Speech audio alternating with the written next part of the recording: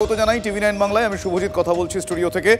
এখনো পর্যন্ত যা পরিস্থিতি যা আঁচ আমরা পাচ্ছি, একজন বিশেষজ্ঞ হিসেবে খুব সাধারণ মানুষের জায়গা থেকে যদি এ প্রশ্ন রাখি, কি ভবিষ্যৎ উকি মারছে এখনো পর্যন্ত যা পরিস্থিতি, যা লেটেস্ট আপডেট এবং যা হতে চলেছে, আপনি কিভাবে দেখছেন? হ্যাঁ, দেখুন, মানে যেটা মনে হচ্ছে যে বাংলাদেশে যারা এই মুহূর্তে শাসক আছে, দে আর ইন এ হ্যারি, মানে তারা খুব তাড়াহুড়ো করতে চাইছে। কেননা তাদের কাছে একটা ডেডলাইন আন্তর্জাতিক ডেডলাইন বলা যেতেই পারে, যে 20শে জানুয়ারি ডেডলাইন আমেরিকার যিনি বসবেন, হ্যাঁ, তার প্রতি ভয়, তার আসার আগে পর্যন্ত যা করে দেওয়া যায় এবং যে লক্ষ্যের পথে চলছে তালিবানাইজেশন, আমরা দেখেছি সারা বাংলাদেশ জুড়েই যে ফতোয়া জারি হচ্ছে এবং যে প্রসেস দীর্ঘদিন ধরে চলছে, সেখানকার যে সংখ্যালঘু শূন্য করো, হিন্দু শূন্য করো, সেই দিকেই তারা এগোচ্ছে এবং তারা মনে করছে এখন যে সরকার আছে তাকে সাথে নিয়ে যত দ্রুততার সঙ্গে, এখন 8% হিন্দু আছে এবং 1% আছে অন্যান্যরা, এদেরকে যত শীঘ্র সম্ভব সেদেরকে দেশ থেকে তাড়িয়ে দাও, বিতরণ করো, ভয় দেখিয়ে দাও, এটাই হচ্ছে তাদের লক্ষ্য। কেননা ট্রাম্প এসে গেলে কি হবে আমরা জানি না, ট্রাম্পের সঙ্গে কারা বন্ধুত্ব করবেন তারাও জানে না। একটা ভয়ের বাতাবরণ রয়েছে, ভয়ের একটা ভাবনা রয়ে গেছে, তাই দেয়ার ইন এ হ্যারি, যত তাড়াতাড়ি পারে তারা করতে চাইছে। রাজাগোপাল বাবু, আমি আপনাকে একটু থামাচ্ছি। আপনি যেই ভয়ের কথা উল্লেখ করলেন, সেই গুরুত্বপূর্ণ ভয়ের কিছু ছবি দেখানো প্রয়োজন দর্শকদের। আমি আপনার কাছে আরো একবার আসছি। যুদ্ধবাজ হওয়ার এই চেষ্টা কেন হঠাৎ, এ প্রশ্ন যখন উঠছে, সীমান্তে তুরস্কের ড্রোন উড়িয়ে ইউনুস প্রশাসন কি বার্তা দিতে চাইছে বা চাইলো, সেটাও আমি জানতে চাইবো আন্তর্জাতিক সম্পর্ক বিশেষজ্ঞের কাছে। স্পর্শকাতর এলাকায় আপনারা যে ছবি দেখছেন, TB2 ড্রোন উড়িয়ে কাদের মনোবল বৃদ্ধি করার চেষ্টা করছে বাংলাদেশ বা কাদের মনোবল ভাঙার চেষ্টা করছে বাংলাদেশ আমরা জানি না। প্রশ্ন রাখছি, তুরস্কের এই ড্রোন রীতিমতো হামলা চালাতে পারে। শক্তিধর ভারতকে ড্রোন নামানোর প্ররোচনা দিচ্ছে কি ঢাকা? শক্তিধর ভারতকে ড্রোন নামানোর প্ররোচনা দিচ্ছে কি ঢাকা? ভারত যুদ্ধ চায়, লাগাতার এই অপপ্রচার বাংলাদেশের কট্টরপন্থীদের মধ্যে রয়েছে। দেশে প্রবল অনটন, তবুও কেন বাংলাদেশের যুদ্ধের লম্ফঝম্প? এই প্রশ্ন আমরা তুলছি। আমি আরও একবার যাব রাজাগোপাল বাবুর কাছে। এই ড্রোনের ছবি আপনাদের দেখালাম, রাজাগোপাল বাবু আপনিও নিশ্চয়ই দেখলেন। এই ড্রোন উড়িয়ে কি বার্তা দিতে চাইছে বলে আপনার মনে হচ্ছে? তার কারণ বারবার ভারত কিন্তু বন্ধুতাই দেখিয়ে গিয়েছে, কিন্তু ভারতকে যদি কিছু বার্তা দিতে চায় তাহলে ভারত কিন্তু সেই জায়গা থেকে কতটা শক্তিধর সেটা গোটা পৃথিবী জানে। আপনার কি মনে হচ্ছে? দেখুন, ওদের এইসব ড্রোনের উদ্দেশ্য হচ্ছে যে মৌলবাদীদের একটা বার্তা দেওয়া, যে দেখো আমরা পিছিয়ে নেই, আমরা ভারত কিছু করতে পারছে না, আমরা করছি। একটা ড্রোন উড়িয়ে তাদেরকে হয়তো বার্তা দিচ্ছে যে আমরা শক্তিশালী। আবার একই সঙ্গে তারা ভারতকে উত্তক্ত করতে চাইছে। একটা ড্রোন উড়িয়ে, হ্যাঁ, ভারত যাতে কিছু গোলাবর্ষণ করে সীমান্তে বা কিছু, এটাকেই কাজে লাগাবো, দেখো ভারত এতগুলি করেছে, হ্যান করেছে। ভারতকে যতটা বলা যায় উত্তক্ত করা যায় এবং ভারতকে বাধ্য করতে চেষ্টা করছে যে কিছু অ্যাকশন নিক, সেটাই করার চেষ্টা করছে। কিন্তু ভারত কিন্তু নিরুত্তাপ হয়ে আছে। সে জানে বাংলাদেশের সঙ্গে অহেতুক ঝগড়াঝাটি করে যে, হ্যাঁ, একটা মানে বাঘ যদি বিড়াল কামড়াতে আসে, বাঘের কি কাজ হবে? তুমি বিড়ালটাকে মারবো? তা তো নয়, তাই সুতরাং তাকে খেলাচ্ছে। সুতরাং কিন্তু মুশকিলটা হচ্ছে এই অবস্থায় কিন্তু অসহায় যে সমস্ত হিন্দুরা আছেন তারা বিপন্ন বোধ করছেন। সেইগুলোকে কি করে রক্ষা করা যায়, তাদের প্রাণ সম্পত্তি মন্দির কি করে রক্ষা করা যায়, সেটা এখন প্রধান দায়িত্ব। এই ড্রোন ফোন নিয়ে পারদর্শী বলা উচিত, ড্রোনটা আমরা পেয়েছি, কোথা থেকে পেয়েছি পাকিস্তান বাংলাদেশ সরকারকে জানানো উচিত।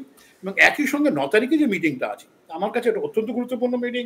সেখানে খালি বললাম দুটো দেশের কোঅপারেশন, হ্যান্ড কোঅপারেশন, 10টা চুক্তির কথা বললাম, ভবিষ্যতে হবে, সে আগে হয়েছে, এইসব বলে। রাজাগোপাল বাবু, এই যে মিটিংটা রয়েছে, এই মিটিংটা কি এই মিটিং শুরু হওয়ার আগে যেদিকে পরিস্থিতি জল গড়াচ্ছে, আপনার কি মনে হয় কোনো রকম ভাবে মিটিং করার জন্য যে আবহ, যে পরিবেশ, যে পরিস্থিতি দরকার, সেটাকে সামহাও একটু ঘেটে দেওয়ার চেষ্টা? না, দেখুন, ভারত তো অত্যন্ত মাথা ঠান্ডা করে কাজ করছে। ঠিক। সুতরাং যে ড্রোন ফোন পাঠিয়ে ভারতের যে মাথা গরম হবে সেটা কোনো ব্যাপার নয়। সে ভারত নিশ্চয়ই সেখানে গিয়ে বলুক। আমার বক্তব্য হচ্ছে ভারত গিয়ে বলুক, এই তথ্যগুলো তাদের নিচে নিশ্চয়ই আছে হাই কমিশনের মাধ্যমে, মাধ্যমে কোন কোন মন্দিরে অ্যাটাক হচ্ছে, কোন জায়গায় সেখানকার হিন্দুরা বা সংখ্যালঘুরা বিপন্ন বোধ করছেন, এই সমস্ত তথ্য, এবং কোন আতঙ্কবাদী ভারত বিদ্বেষ ছড়াচ্ছে তার ডিটেলস লিস্ট নিয়ে ভারত যেন বাংলাদেশ সরকারকে জানায়, এইগুলো আমাদের কাছে তথ্য আছে। ভারত তো জানিয়েছে, আমাদের পররাষ্ট্র দপ্তরের যিনি স্পোক্স পারসন তিনি বলছেন আমাদের কাছে ডকুমেন্টেড এভিডেন্স আছে, সেইগুলো বাংলাদেশের কাছে দিক। বাংলাদেশকে বলুক, আমরা আশা করবো যত দ্রুত সম্ভব তোমরা অ্যাকশন নেবে, আর তোমরা যদি না পারো আমাদের বলো, আমরা শান্তি, আমাদের এখন মুখ্যমন্ত্রী বলেছেন আমরা শান্তি বাহিনী দিয়ে প্রস্তুত আছি। আমি আপনার কাছে আসছি, কয়েকটা পরিসর তৈরি হয়েছে, কয়েকটা ক্ষেত্র, সেই বিষয়গুলো আমরা দর্শকদের উল্লেখ করাচ্ছি। আরও একটা বিষয় এরকম, বাংলাদেশে এই যে অস্থিরতা, উত্তরবঙ্গের চিকেন স্নেক নিয়ে নতুন করে কেন্দ্র ভাবছে। তার কারণ করিডর ঘিরে নেপাল, বাংলাদেশ, ভুটান সীমান্ত আর ওই 3 দেশকে ভিত্তি করে চীনের আগ্রাসী মনোভাব চিন্তা বাড়াচ্ছে। গুরুত্বপূর্ণ এই অংশে কি নজর ভারতের শত্রুপক্ষের? শিলিগুড়ি, মাটিগাড়া, নকশালবাড়ি, ফাঁসি দেওয়া এবং চোপড়া, ইসলামপুরের কিছু অংশ চিকেন স্ন্যাকের মধ্যে পড়ে। আপনারা জানেন ওই অংশে উত্তেজনায় মদত দিয়ে স্বার্থসিদ্ধির চেষ্টা কি প্রতিবেশী রাষ্ট্রের? ঠিক এই প্রশ্ন নিয়ে আমি আরও একবার রাজাগোপাল বাবুর কাছে যাবো। রাজাগোপাল বাবু, আপনার কি মনে হয় চিকেন স্ন্যাক সংক্রান্ত এই ইস্যুটা আপনি কিভাবে দেখেন? হ্যাঁ, দেখুন, চিকেন নেক যেটা অংশটা ওইটা রয়েছে, স্বাভাবিকভাবেই ওই জায়গাটা দখল করতে পারলে, মানে বা সেখানে যদি উগ্রবাদী ছড়িয়ে দেওয়া যায়, ডেমোগ্রাফিক্যালি এমন একটা পরিস্থিতি আছে সেখানকার কিছু মানুষের কাছে তারা ভারত বিদ্বেষীরা মনে করছে খুব দ্রুত চলে যাওয়া যেতে পারে। তাই চিকেন নেকের যে কথা বলা হচ্ছে, যে মানে চিকেন মুরগির যে ঘাড় ছোট্ট একটু অংশ যেভাবে রয়েছে, অর্থাৎ এইটাকে যদি বিচ্ছিন্ন করে দেওয়া যায়, ভারতবর্ষের পুরো নর্থ ইস্টটা ভারত থেকে অনেকটাই বিচ্ছিন্ন হয়ে থাকবে। এইটাই তাদের স্বপ্ন অ্যাকচুয়ালি। তাই সেই জায়গাটা থেকে কি করে আমরা অস্থিরতা ছড়াবো যাতে করে পুরো নর্থ ইস্ট একেবারে পুরো কাট আপ হয়ে যায় ভারত থেকে, এইটা হচ্ছে লক্ষ্য। এই লক্ষ্যেই তারা এগোতে চাইছে। এখন ভারত সরকার নিশ্চয়ই এটা অবগত আছেন এ ধরনের ভাবনা চিন্তা। বিকল্প কি করা যায় এখনো পর্যন্ত তারা কিছু করেনি। চিকেন নককে বাইপাস করে অন্য জায়গায় দিয়ে কি করে, সেটা ভাবা হয়েছিল বাংলাদেশ দিয়ে আমরা যদি কিছু কানেক্টিভিটি করতে পারি। এখন দেখা যাচ্ছে সেটাও দেখা যাচ্ছে। আপনি যেটা বললেন খুব চিন্তার প্রশ্ন, এই চিকেন নেকটাকে এ করার জন্যই বাংলাদেশের যে আন্দোলনটা করছে, এই যে তাকে বলে ভারতের আধিপত্য, অর্থাৎ ভারত চিকেন নেককে বাইপাস করার জন্য যে ভাবনা চিন্তাগুলো করছিল সেগুলোকে পুরো ধূলিসাৎ করে দিয়েই এখন আবার চিকেন নেকের দিকে নজর তাদের পড়েছে। চীন থাকতে পারে এইসব জায়গায়। বুঝতে পেরেছি, মানে কনসিয়াসলি একটা বিব্রত করার, একটা প্ররোচনা দেওয়ার একটু চেষ্টা, বিশেষ করে আপনি যে শব্দটা বললেন সব থেকে ইম্পর্টেন্ট, সেখানে প্রাসঙ্গিক, উত্তক্ত করার চেষ্টা করছে। কিন্তু সেই চেষ্টায় তারা খুব সহজে সফল হবেন না, এটা আমরা দৃঢ় প্রত্যয়ের সঙ্গে বলতে পারি। ধন্যবাদ রাজাগোপাল বাবু। কথা বলছিলাম আন্তর্জাতিক সম্পর্ক বিশেষজ্ঞ রাজাগোপাল ধর চক্রবর্তীর সঙ্গে। এবং এই মুহূর্তে যা পরিস্থিতি, সেই পরিস্থিতিতে বারবার ভারতকে বিব্রত করার চেষ্টা হলেও ভারত সেই শান্তির পরিস্থিতি বজায় রাখতে পারে, এবং তার কারণ ভারত জানে ভারতের কাছে কি আছে, ফলে ভয় ভারত পায় না। তবে হ্যাঁ, আগে যেরকম মিত্রতা দেখিয়েছিল সেই মিত্রতার বাতাবরণ ভারত বজায় রেখেছিল অতীতেও। ভুলে যেতে পারে কেউ বা কারা, কিন্তু ভারতের কাছে ভারত অকৃতজ্ঞ নয়। দরকার পড়লে ভারত আবারও বন্ধুতা দেখাবে সেই পথে, কিন্তু ভয় দেখানো চলবে না। পদ্মাপাড়ে কট্টরপন্থীদের যে রক্তচক্ষু, সেটা নিয়েই কথা বলছিলাম। অনুপ্রবেশের সঙ্গে জঙ্গি গোষ্ঠীর সক্রিয়তা চিন্তা বাড়াচ্ছে ঠিকই। হাসিনা সরকার, হাসিনা দেশ ছাড়ার পর সেখানে একজনের পর একজন জঙ্গি নেতার জেল মুক্তি হয়েছে আমরা জানি।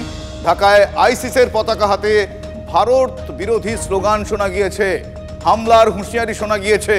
একটার পর একটা এই ঘটনা ইঙ্গিত দিচ্ছে বাংলাদেশে জঙ্গিরা কতটা মাথা চাড়া দিয়েছে। জামাতুল মুজাহিদিন, কায়দাতুল জিহাদ, তাদের স্লিপার সেল সক্রিয় বাংলায়। অস্থিরতার আবহেই এনআইএ অধিকর্তা এবং রাজ্যের ডিজির বৈঠক, সে বৈঠকে বিষয়গুলো উঠে আসে। বাংলাদেশের অভ্যন্তরে কট্টরপন্থীদের বারবার যুদ্ধের হুঁশিয়ারি কেন, এ প্রশ্ন গুরুত্বপূর্ণ। ভারত বিরোধী কোন দেশের চিত্রনাট্যে গলা মেলাচ্ছে কট্টরপন্থীরা? ভারত বিরোধী কোন দেশের চিত্রনাট্যে গলা মেলাচ্ছে কট্টরপন্থীরা, প্রশ্ন উঠছে।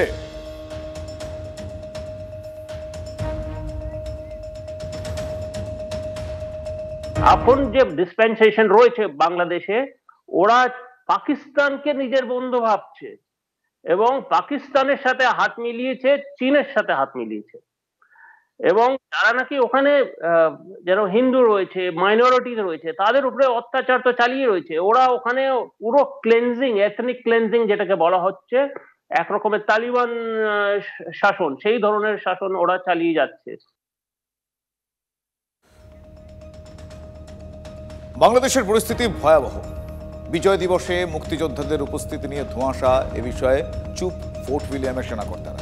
ফোর্ট উইলিয়াম সূত্রে যে খবর পাওয়া যাচ্ছে, পিএমও, বিদেশ মন্ত্রক এবং প্রতিরক্ষা মন্ত্রক এ ব্যাপারে কোনো সবুজ সংকেত এখনো দেয়নি। এবার 50তম বর্ষে পা দিচ্ছে বিজয় দিবসের অনুষ্ঠান। প্রতি বছরই দেখা যায় অন্তত 3 থেকে 4 দিন ধরে পালিত হয় এই বিজয় দিবস, কিন্তু চলতি বর্ষে শুধুমাত্র 16ই ডিসেম্বর যাবতীয় অনুষ্ঠান শুরু এবং শেষ হবে বলে জানা যাচ্ছে। একদিন এখনো পর্যন্ত এই তথ্যই পাওয়া যাচ্ছে, বিষয়টি জানা যাচ্ছে।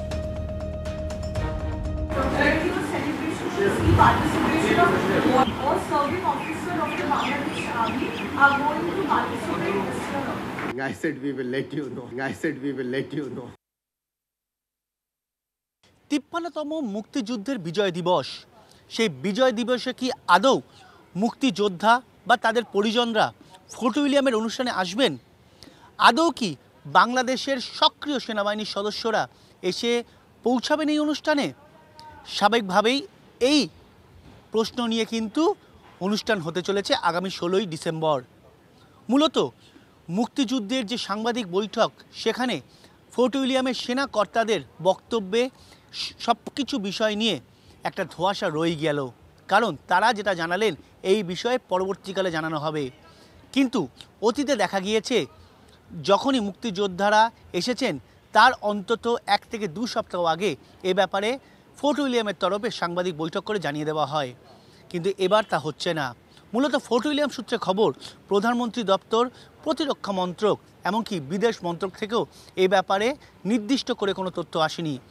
বাংলাদেশের তরফেও নির্দিষ্ট করে জানানো হয়নি প্রতিরক্ষা মন্ত্রক এবং বিদেশ মন্ত্রককে। সব মিলিয়ে ধোঁয়াশা যেই থাকলো তা নিঃসন্দেহে মনে করছে কূটনৈতিক মহল। ক্যামেরায় কল্যাণ মণ্ডলের সঙ্গে সায়ন্ত ভট্টাচার্য, টিভি9 বাংলা, ফোর্ট উইলিয়াম।